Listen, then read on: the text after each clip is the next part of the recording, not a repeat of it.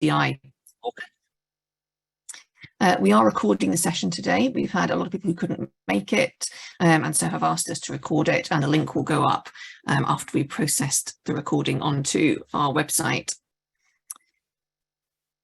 So we have 2 hours. We may not use the full 2 hours. We've set aside plenty of time for questions and answers and interactive sessions. We have a break scheduled for approximately 11 o'clock. We have speakers from the EDI caucus, from the funders, from VITAI, and you'll have an opportunity to hear from the caucus leadership during the course of this morning.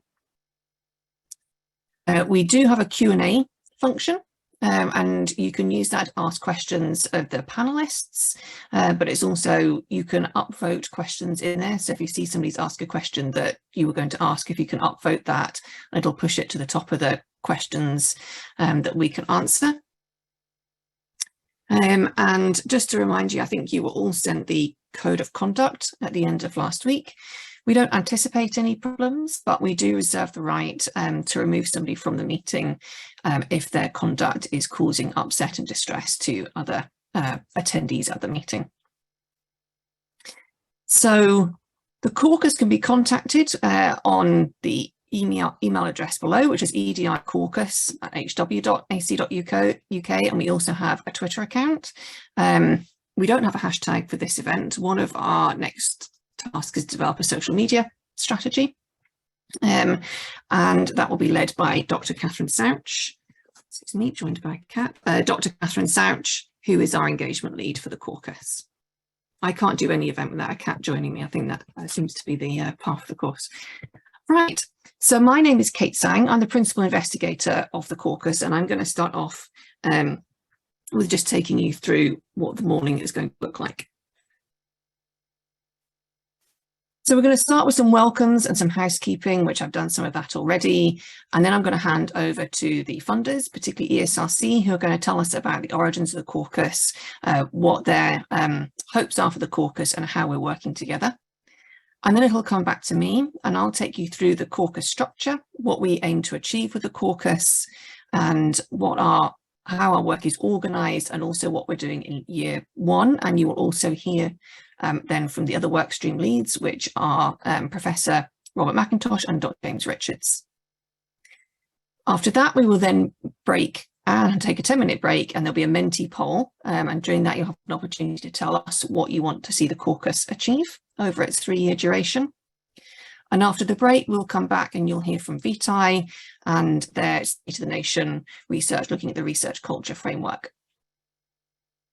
This will then come back to me, and I will then take you through how you can get involved in the caucus, what we need from you, but also opportunities for research funding through the caucus. And then we'll have a question and answer session. So you can see we've set aside a lot of time for Q&A. Hopefully you have a lot of questions. I imagine you've come with lots of questions, and you'll hear things this morning that you'll want to know more about. You can use the Q&A function, as I said, and we'll have also kept the chat function open so that you can talk to each other. So I'm going to hand you over now to Gabby from ESRC. Good morning, everyone, and thank you, Kate. It is wonderful to see so many people here interested in the work of the EDI caucus. My name is Gabriela Chagoyenava. I work in the Economic and Social Research Council, and we are one of the funders of this initiative. I led the competitive process through which this initiative was awarded. And now that the grant is in place, I am investment manager, and as such, I am here to support the leadership team for any queries they may have and to support them through the day-to-day work with the funders. In this webinar, I am going to talk very briefly about the vision, the mission, and the objectives of the caucus and the funders' perspective and how we're going to work with Kate and her team. So if you can move to the next slide, Kate, please. Sorry, the last one, the one with the funders. Thank you. So first to say who we are.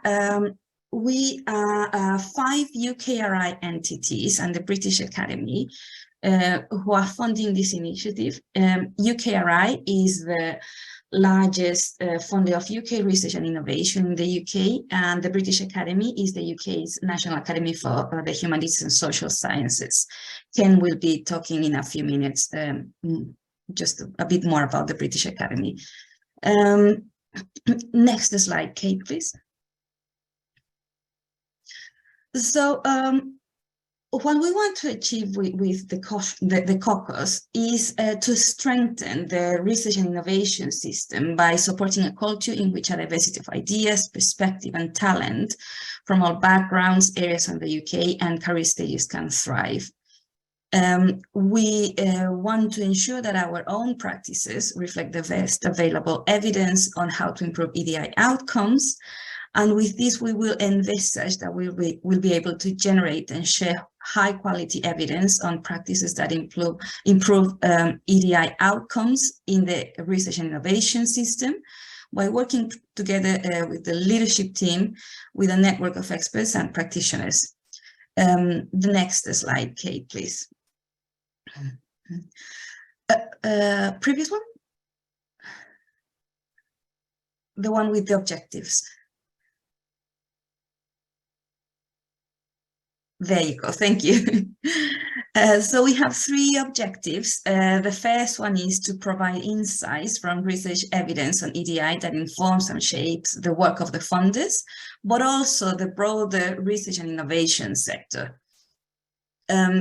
This means we are 5 funders, but we are working for all of UKRI, and also we expect that whatever comes out of the EDI caucus informs the broader research and innovation system.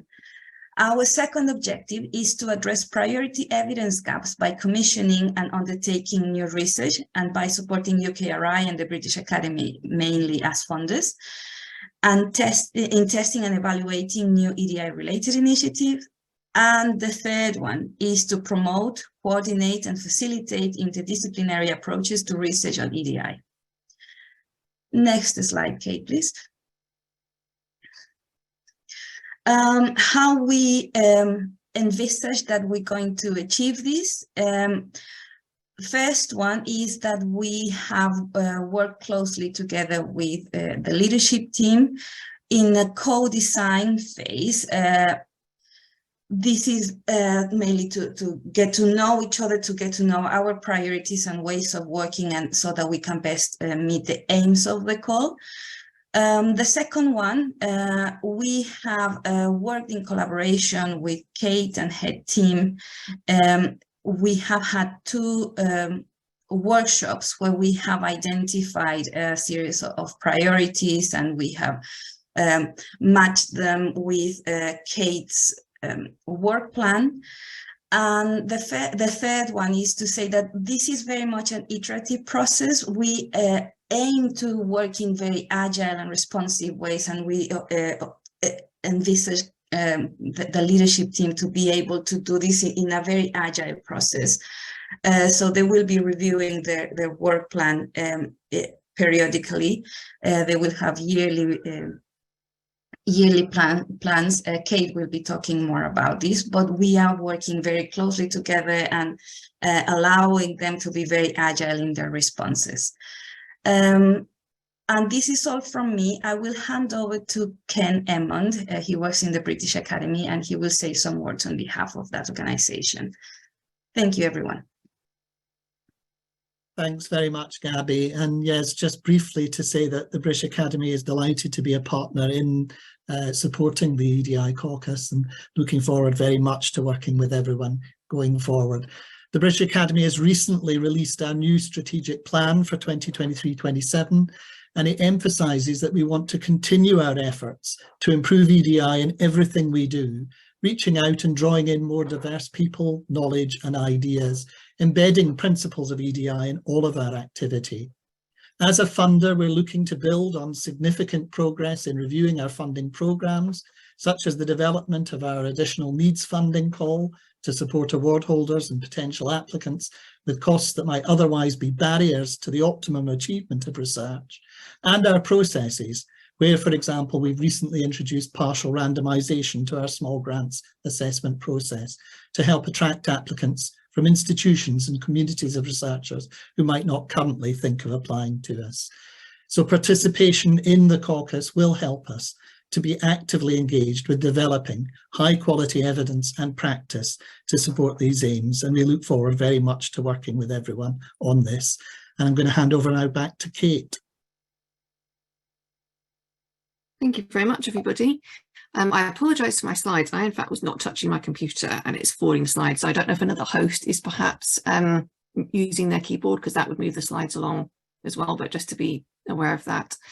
So thank you very much. You'll have an opportunity to ask the funders some questions at the Q&A session at the end.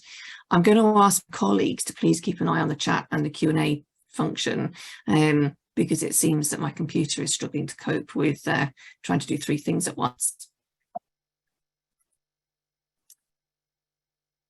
So we just wanted to start off by telling you a little bit about who we are. I've introduced myself. I'm Kate Sang. I'm the principal investigator and also the leader for Workstream 1, which we'll talk about in a few minutes.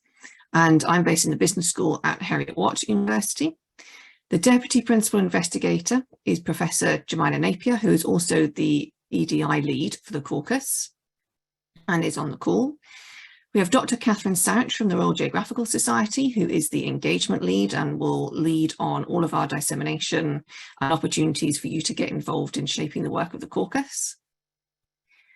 We have Professor Robert McIntosh from Northumbria University, who is Workstream 2 lead, and Dr. James Richards from Heriot-Watt, who is Workstream 3 lead. And we also have on the call Dr. Clay McGill, who is the neurodiversity champion for the caucus. We're also supported by Fenella Watson, who joined us last week as a Senior Project Support Officer, and we have recruited a caucus manager and we'll be recruiting a finance manager in the next week or so. So we're getting the team together. We are supported by the postdoctoral research associates, some of whom are in post and some will join us soon. So we have Dr. Kat Morgan and Dr. Joss Collins, who've been with us since the start and were part of the writing team for the caucus as well. We have Chiara Coco, I just spotted her name is spelled wrong, Chiara Coco, who is with us 1 day a week at the moment, but joining us full-time next month to work on Workstream 1. And in June, we'll be joined by Dr. Siddhartha Saxena, who will be a quantitative researcher working across all the caucus work packages. And then in July, Professor Robert McIntosh will be joined by Dr. Stephanie Schneider, who will be based at Northumbria University working on Workstream 2. So in total, we have 5 postdoctoral research associates, 4 working full-time, 1 working part-time.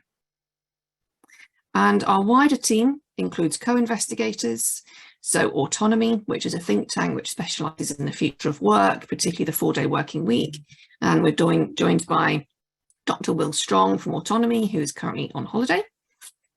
We have Dr. Nima Ali from Heriot-Watt University, Professor Rafaela Ocone from Heriot-Watt University, Professor Nilay Shah from Imperial, Professor Diane Guy, who I think is here today from Loughborough University, Professor Jason Nardé, who's at Cambridge University, Dr. Marion Hirsch from Glasgow University, and also Associate Professor Mata Ayub from Kingston University.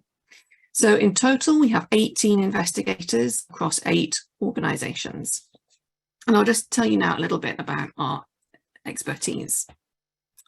We are partnered with the National Museum of Scotland, and actually Claire and I are meeting with them tomorrow to work with them to identify how we're going to work together. But the National Museum of Scotland is an interdisciplinary organisation spanning arts, humanities, culture, but also the sciences as well.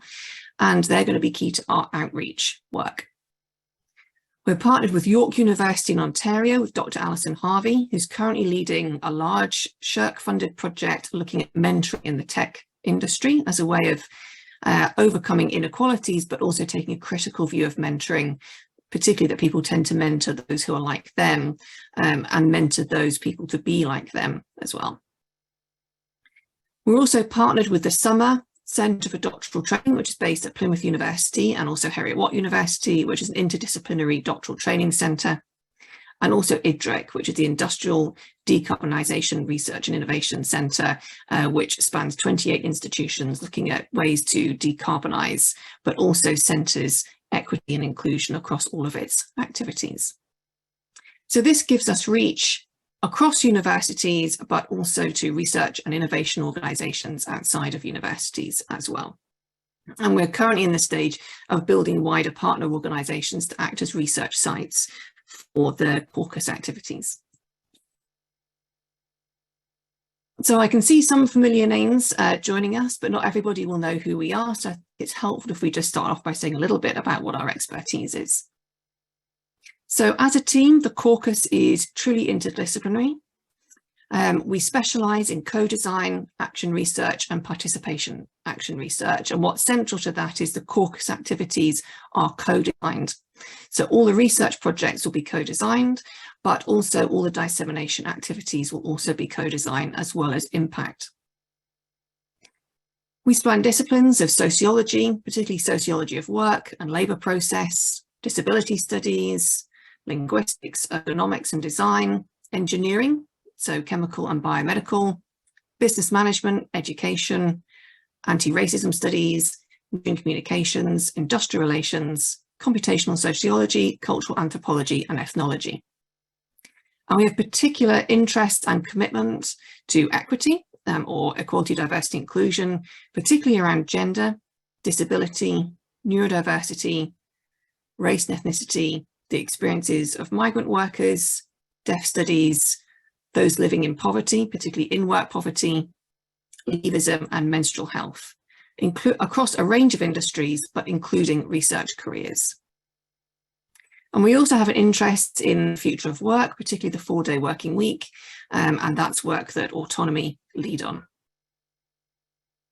And we're also focused on impact, and a number of us work across all of these disciplines of impact, but we have a specific expertise in human resource management, including sustainable and socially responsible human resource management, strategic management and employment relations. And we also have expertise on ethics and engineering. So across the caucus leadership team, we have expertise in undertaking robust research into equity or inequities in the workplace, but also undertaking studies which aim to improve the working lives of people experiencing oppression and marginalisation in the workplace.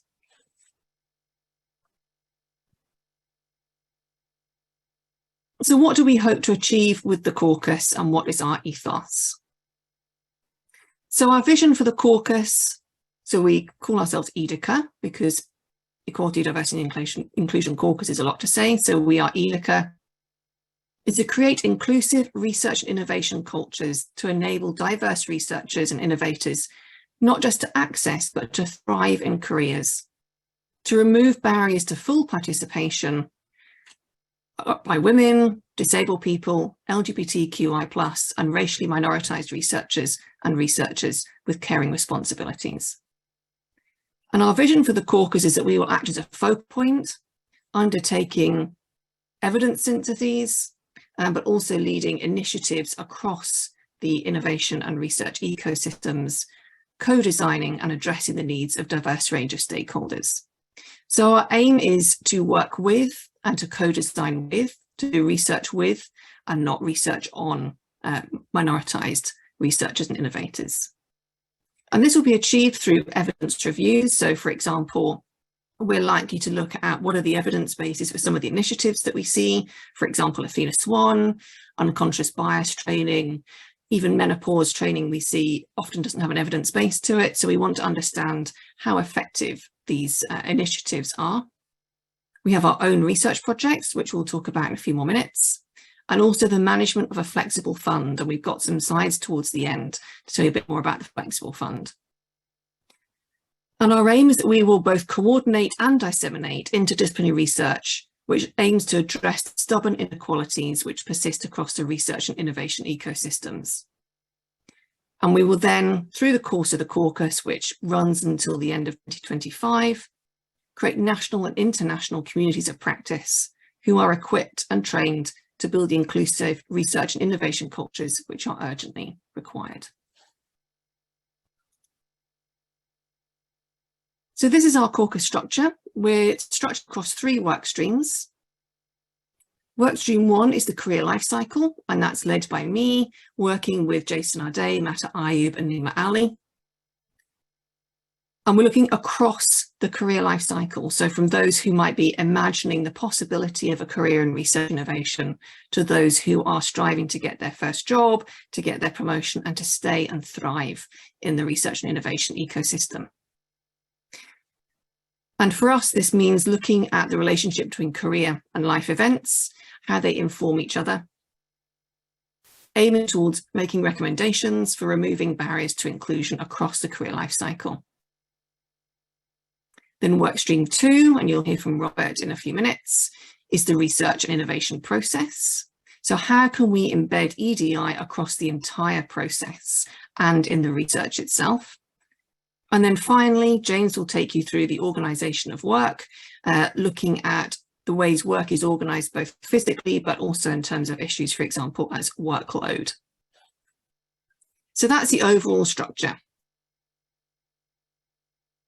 So for workstream 1, our key project is looking at menstrual health and research and innovation careers, and we will co-design and pilot an intervention, which we will then evaluate. So menstrual health is an area which has come up in a number of previous studies, looking at the impact that menstrual disorders can have on people's careers, particularly in research. However, it's not a well-researched area. There's not a strong evidence base, but we see that many employers are moving much further ahead than the research. For example, putting in place initiatives that, from what we can see, don't necessarily have a strong evidence base to them and are often not evaluated. So that's the research project that we will conduct as part of that work stream. But we'll also be working with organisations like the National Museum of Scotland, looking at imagining the possibility of a career in research and innovation. So thinking about those who are traditionally excluded or just may not consider a career in research and innovation because it's just not something that they've been made aware of. And that's one of the reasons we're working with the National Museums of Scotland, for example, to do school outreach. We take a holistic view of what constitutes a research and innovation team. So it's researchers and innovators, but it's also the professional services, the managers and the technicians that support those processes. And for us, we look at recruitment, selection, socialization, and progression. So how are people recruited? How are they selected? What kind of socialization processes go on? And how do they progress in their careers if they do? And at this point, I will hand over to Robert. Thank you, Kate, and good morning, colleagues. It's great to see so many people on the call, which I think is a testament to the genuine interest in trying to improve our practice around EDI in the whole of the research ecosystem. I'm delighted to join you this morning. I'm leading Workstream 2 with colleagues who are on the call, and I wanted to just share with you a little bit about what we're doing. You've already heard from Gabby on behalf of our funders and Ken from the British Academy that this is a co-designed process, and with colleagues on the call we've been working fairly intensively over the last few months to get to the start line of what is a big and exciting set of projects. And Workstream 2 is really about trying to embed that EDI outlook in every stage of the research process, importantly both within and beyond higher education. So lots of research does happen in the university sector, but lots of research happens beyond the university sector, and we're particularly keen to make sure that we don't exclusively focus on university research careers. We will be in Workstream 2 adopting an action research approach. So that's because there's already a lot of guidance around how to embed EDI in every stage of the research process from a variety of funders. And we want to understand how that is working just now from the point of view of both the funders and the participants, and to design interventions to try and effect some improvements, and then to assess the effectiveness of that. So that participatory action research approach that Kate mentioned right at the beginning is deeply embedded in Workstream 2. And we will be using an approach of video diaries to try and capture the views of participants in the research process as it happens around them in a way which is convenient, easy, and also catches in real time people's experience rather than asking them to reflect months later on whether they thought something was helpful or unhelpful. And when I describe the research process in its totality at every stage, just here are a few examples of the ways in which EDI influences the research and innovation ecosystem. It happens at the level of the commissioning process. What kinds of research projects, how are they framed, and who's therefore encouraged to apply for funding to do that research? Typically, that research is competitively tendered, and you've heard from Ken from the British Academy in the opening remarks that they've been experimenting in really interesting ways with trying to randomise some of the award process after review. So the way in which projects are commissioned, then reviewed, and then awarded.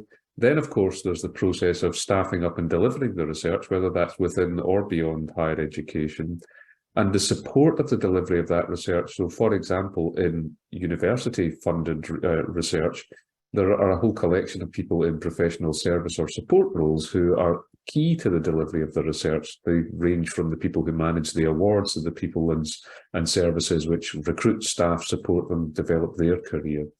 And then, of course, as the research draws to a conclusion, we're all aware now of the need to think about pathways to impact, and the evaluation of research has consequences for the next time candidates, either participants of PIs or co-Is of research grants, how they will get on in applying for future research. So understanding the EDI perspectives around evaluation and reporting and impact will also be important. So that's a quick overview of Workstream 2, and I know that Marion and Clay, my co-investigators, and Stephanie, our postdoc researcher who will join us in July, are on the call, and we would really love to hear from you if you would want to get engaged in the work of Workstream 2. And at that, I will pass back to you, Kate. Thank you. Thank you. And I will then pass on to James. Thanks, Kate. And obviously following on from Robert. So just to kind of give you a bit of a flavour for Workstream 3, and I think it's the workstream that in a way kind of cuts across all of the other work streams as well, because it's fundamentally what we're talking about is the nature of work, the organisation of work. So a key factor in good or fair work is work that is inclusive as well, is how work is organised in the first place. I think it's too often that how work is organised is taken for granted, seen as a kind of neutral contributor to anyone's working life, not necessarily just related to equality, diversity and inclusion. So clearly workers, and in this instance, workers in the research and innovation sector are active agents in the workplace, but rarely do they have enough agency in themselves or as individuals to enact important changes that could make their work more and widely inclusive. So what does this really mean in terms of the organisation of work?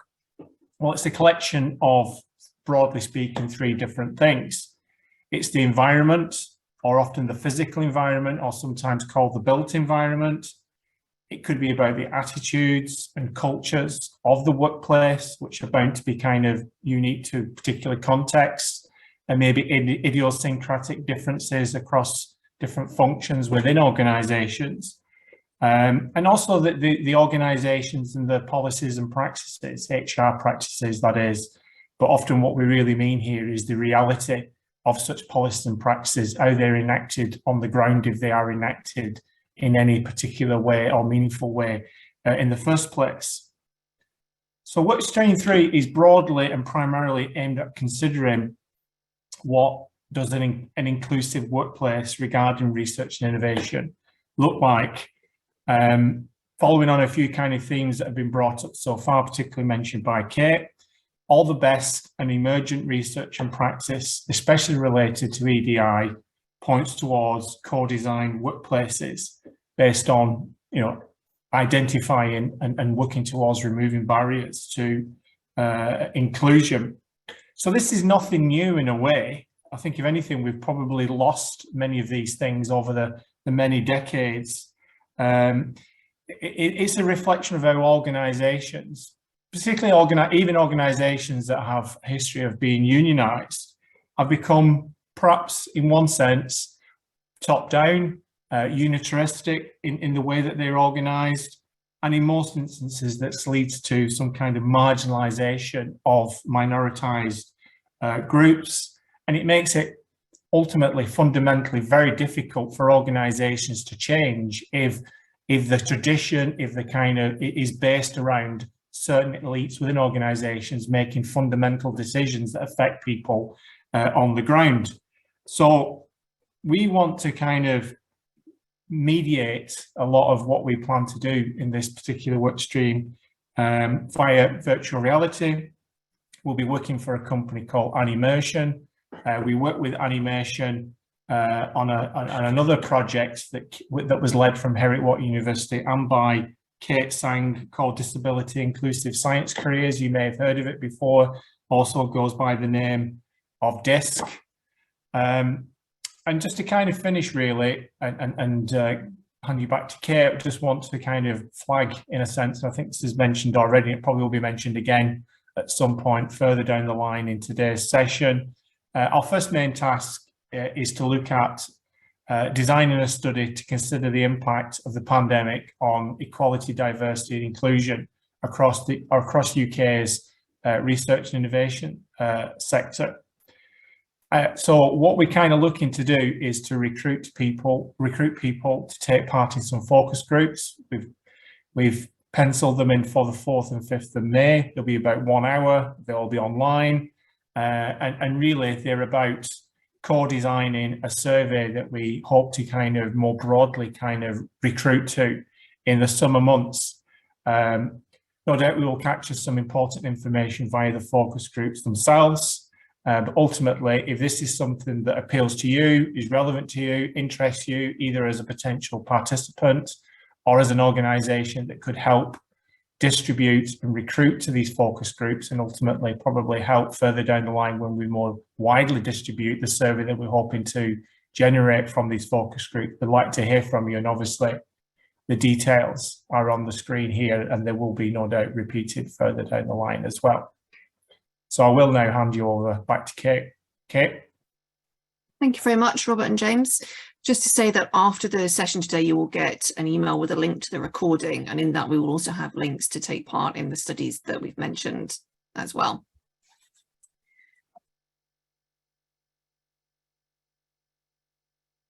So here's a diagram that we put together. This was in our proposal about how the whole caucus links together.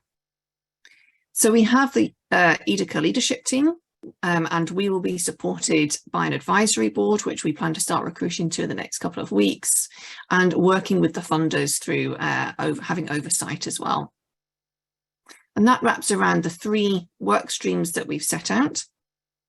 And the activities of the work streams, we are co-designing. So we've undertaken, as Robert said, co-design workshops with the funders, and we're also undertaking a Delphi study at the moment. I know some of you have had emails to take part in that. You'll have another opportunity to take part in that when we send around the information to identify what are the priorities, but also what would success look like? How will we know the caucus has been successful? And this will be through evidence reviews, research projects, and also the flexible fund, as I mentioned.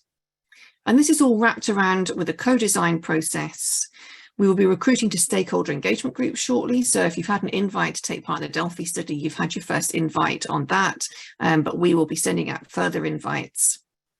And through processes of engagement, so led by Dr. Catherine Souch, we will co-design and implement EDI training, for example, or other interventions with stakeholders and working with the advisory and oversight board. And our main outputs will be communities of practice for those who will be highly skilled in terms of diversity literacy, but also producing ERICA, which is Equality or Equity in Research and Innovation Careers, which will be an online resource that organisations and individuals can access to have the full evidence base of what works in terms of accelerating equity across research and innovation. So this diagram builds everything together. The work packages are obviously interlinked, and actually the organisation of work's first project looking at COVID will work closely with Workstream 1 to understand the impact on careers as well. So for example, we know that in the early stages of COVID, there was a wealth of research published that women were no longer leading submissions to journals. Much of that was done in 2020. And what we want to understand is the more kind of medium term to longer term impact of COVID, because obviously these things take a while to become evident. But not just to understand the impact, but to understand what we can do to reduce that impact or overcome that impact. So it's very much a bottom-up approach. Both Robert and James have emphasised the importance of co-design and participatory action research. So those who are affected by Inequities will be the ones leading the work in this caucus. And when I set out the caucus membership, I also meant to say that we do comprise a variety of lived experiences of marginalisation and exclusion across gender, gender identity, disability, neurodiversity. So this is what the caucus looks like as a whole in terms of its structure. So some of this you've heard already. So for year one, we've undertaken co-design work with the funders, and we're coming close, I think, to the conclusion of that process. And parallel to that, we have the Delphi study. Some of you I know may not have received the email because the EDICA email address seems to go in people's junk mail folders. So if you get a second, you might want to check that, but we'll be sending it out again. And this is kickstarting the process of co-designing the work of the caucus. We're recruiting an advisory board, a diverse advisory board, not just in terms of demographics and lived experience of inequity, but also diverse in terms of career stage and types of work that people do and disciplines. We have the COVID-19 study, which is led by James, and then also Robert will be leading a study looking at reviewer and assessor equity and diversity literacy. So we want to understand how are reviewers making decisions, and also how do they build equity into that process. And Robert will also be piloting the video diary study that he mentions, just to get a sense of how well people respond to that. So if you're interested in taking part in any of these studies, please drop us an email at the EDICA email address, but you will, after this session, get a link to the recording, and we'll also include details on how to take part in these studies. So we're actually running slightly ahead of time, which is always good. So I think we will start the break a little bit early. So if we aim to come back at just before 11 o'clock, we will start at 11 o'clock on the dot. And we want to use the break as an opportunity to give you the chance to engage with us. So we have here on the screen a Mentimeter poll. You should be able to use your QR code to access that. Or we have the web link here and a voting code. And the question is, what would success look like for the caucus? And during the break, I will copy that information into the chat function as well. So we want to know from you, how will we know if the caucus has been successful? What for you are the measures of success for the caucus? So if we take that break now, and we come back to start at 11 o'clock. Thank you.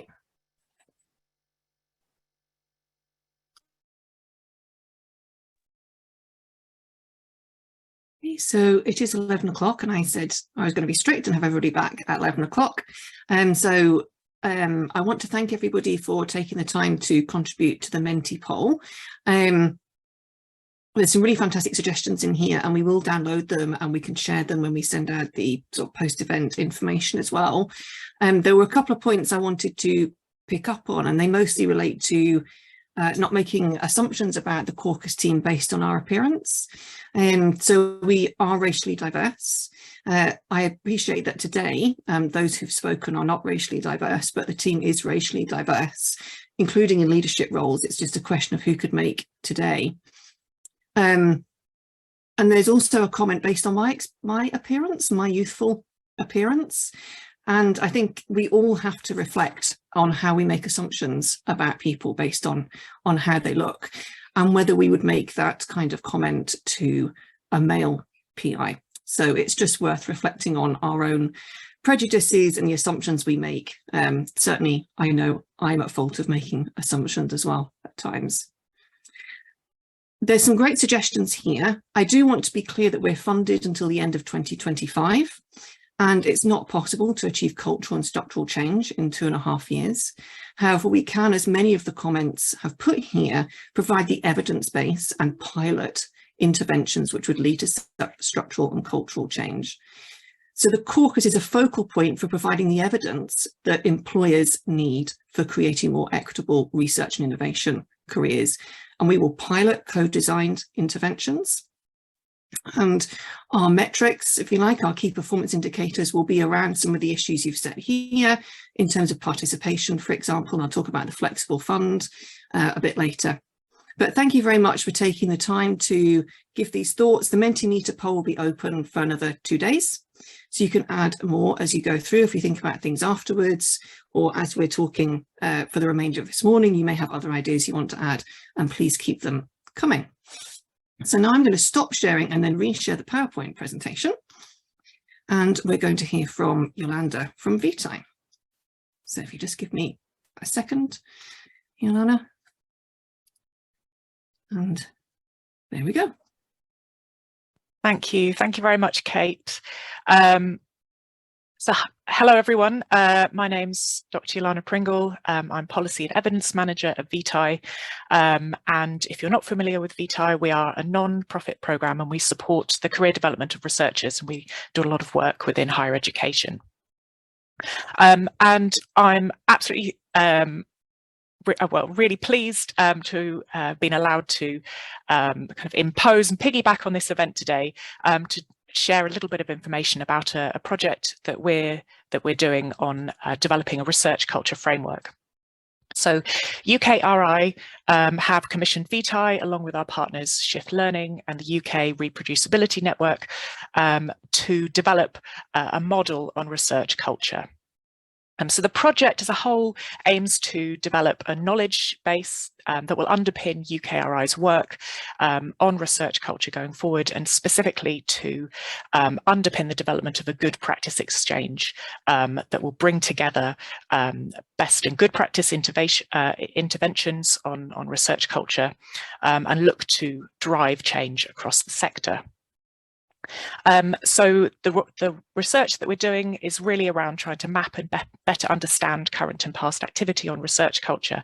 So thinking about what works in relation to research culture interventions and looking to identify where the gaps are within this evidence base. So many of us can quite easily identify instances of poor and negative or abusive research practice, particularly around things like bullying and harassment and discrimination. But it's often much harder to pinpoint and identify what are those behaviours and values and system level influences that we need to change and support and drive in order to develop a more inclusive, a healthier, a more open, more equitable and more diverse research culture. So we have been conducting desk research and a literature review, and we're currently putting out a call for evidence. So we're really interested in hearing from people across the higher education sector and beyond as well on any interventions that you might have been involved in developing or leading in relation to research culture. And this can be of any scale. It could be relatively small scale within departments, or it might be something more at an institution level or beyond. I've just put a link in the chat to this call for evidence. You'll find a bit more information about the survey that we have within there. We're really, really keen to get as many perspectives on this as is possible, so we can map out what that activity is on research culture, identify those gaps, and look to build on this evidence on this evidence base moving forward. Thank you very much. Great, thank you very much. And as Yolanda said, there is a link in the chat for you, and we can send that link out when we send the post meeting information out as well. So we're now going to move on to ways to get involved in the work of the caucus. So there's multiple ways of getting involved. I have a separate slide on the flexible fund, so I'll talk about that in more detail on the next slide. But we really need you. We really need your input into this. As many of you mentioned, the measures of success will be the extent to which different groups of people at different career stages working in different organisations shape the work of the caucus. So part of that will be through participation in studies. So we've already mentioned 3 of our early studies, but there will be other studies, for example, those commissioned through the Flexible Fund. And that's an opportunity to shape the practices that we hope to implement and pilot through the caucus, but also the opportunity to become part of the stakeholder engagement groups and the communities of practice to have that very high level of expertise, not just in EDI, but how to create change in organisations. And we plan on starting the stakeholder engagement groups from June onwards, but we are starting the process of recruiting towards those now. We will soon be launching a mailing list. And obviously this will be for us to share news, but we want to share your news as well. One of the key things around EDI in this space is that quite often minoritized researchers and innovators get asked to share their experiences of being minoritized and discriminated against and oppressed. We want to share your good news. We want to share your research. We want to show your expertise in the topic that you have specialized in. Last year, I was on a NERC and NSF funded panel on EDI. And there were a number of scholars there, including disabled scholars and Indigenous North American scholars. And they all said the same thing. They're never asked to come and speak about their scientific expertise. They're always asked to come and speak about their experiences of being marginalized. And that's not what we want to do through the caucus. We want to share your research expertise, your innovation news, to highlight the brilliant work that's being done, but to not just further give people even more work to do. Because if you are, and I am a disabled woman academic, being invited to speak about being a disabled woman academic is just yet more work for me to do, and it's not talking about my expertise. So we want to move away from that. We'll be having a monthly seminar series for people to share their research, but also a methodology seminar series. So we want to share methodological advances and innovations in terms of how we research, but also implement change in organizations. Each summer, we will have a research internship for those who are traditionally or have historically been marginalized and excluded from research and innovation careers. And we will also have the Flexible Fund.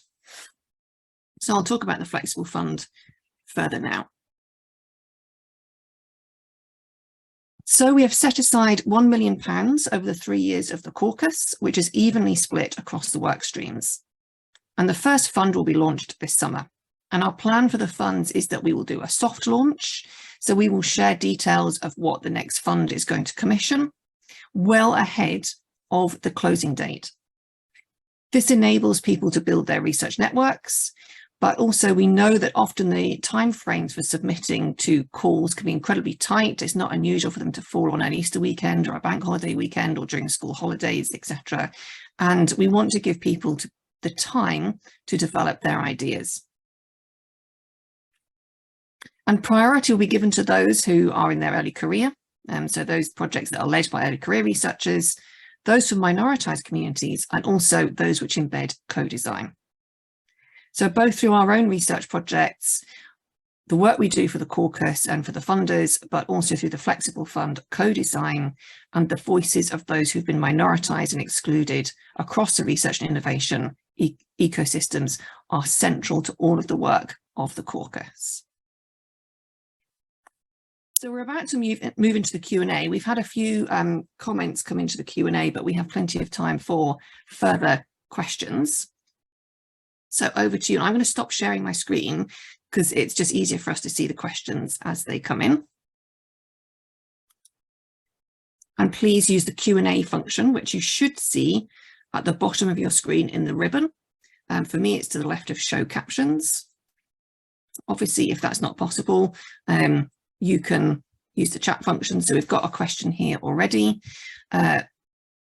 Will this showing this work be publicised widely? Yes, it will be. We will also work obviously closely with the press as well as relevant and through the funders networks as well.